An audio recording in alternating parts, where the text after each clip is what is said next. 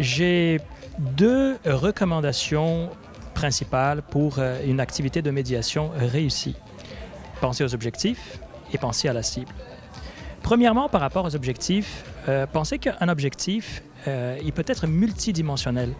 Une activité de médiation peut vouloir, par exemple, faire développer le public, augmenter l'audience pour une discipline musicale, artistique, mais ça peut aussi faire découvrir un certain répertoire auprès d'un public bien spécifique.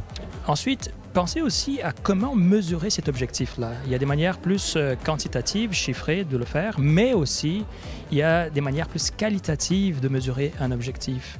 Mais il est extrêmement important de penser à comment on va mesurer ces objectifs-là avant de commencer à planifier notre activité de médiation.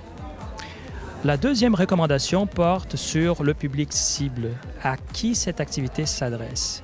On commence toujours par les participants. Qui prendra un rôle dans cette activité-là que vous proposez? Pensez par exemple à quelle expérience vous voulez faire vivre via cette activité de médiation.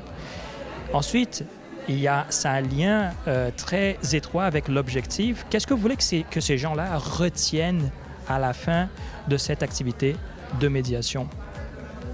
N'oubliez pas non plus que les publics cibles sont multiples et ils sont divers. On va s'adresser aux participants de l'activité de médiation, mais si vous êtes un diffuseur, assez souvent, vous allez faire affaire avec un partenaire qui pourrait être un ensemble de musique. Et si vous êtes un ensemble de musique, un producteur, vous aurez d'autres types de partenaires. N'oubliez pas que la définition de médiation peut varier selon la personne.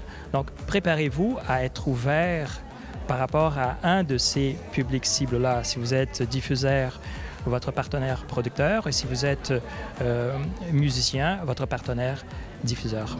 Voilà.